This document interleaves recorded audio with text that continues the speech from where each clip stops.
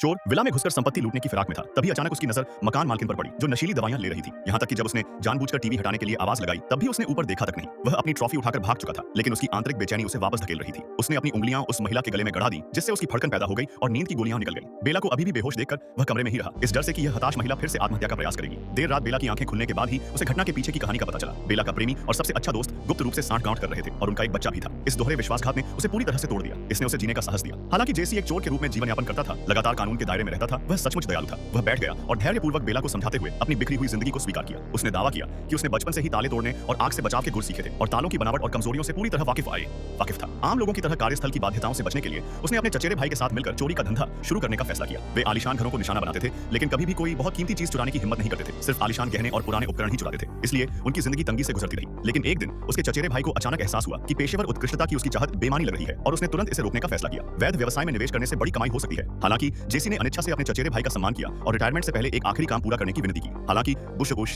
की कुछ गड़बड़ हो गई। जैसे ही हवेली का मालिक चला गया, उन्होंने कालीन के नीचे से चाबी निकाली और आसानी से दरवाजा खोल दिया। उसका चचेरा भाई हमेशा की तरह उपकरणों को खोलने में व्यस्त था, जबकि जेसी शराब का गिलास लिए कमरे में इधर-उधर घूम रहा था। जैसे ही वह तराजू में हाथ डालने वाला था, मकान मालिक अचानक कुछ लेने के लिए घर लौट आया। उसने अपने चचेरे भाई को अपने प्रोजेक्ट पर लगन से काम करते हुए पाया। इस अचानक पूछताछ का सामना करते हुए उसके चचेरे भाई को पसीने आ गए। वह जल्दी से उठा और दरवाजे की ओर भागा। उसे मजबूर होना पड़ा। एक मृत अंत तक पहुंचने पर उसने ऊपर जेसी से मदद के लिए तेजी से पुकारा। अपने चचेरे भाई को घर के मालिक द्वारा गुस्से में पीछा करते देख जेसी मुड़ा और भाग गया। अपने चचेरे भाई को पकड़े जाने की बात को सहन करने में असमर्थ, उसने एक बाल्टी उठाई और उसे रक्षाहीन घर के मालिक पर फेंक दिया। बाल-बाल बच गया। हालांकि इस करीबी कॉल के बाद उसके चचेरे भाई ने इस निरंतर भय से थककर अलग होने का फैसला किया, लेकिन जेसी अड़िग रहा, अभी भी बदला लेने की रात का सपना देख रहा था। उसने अपनी चपलता का उपयोग दूसरे घर में घुसने के लिए किया।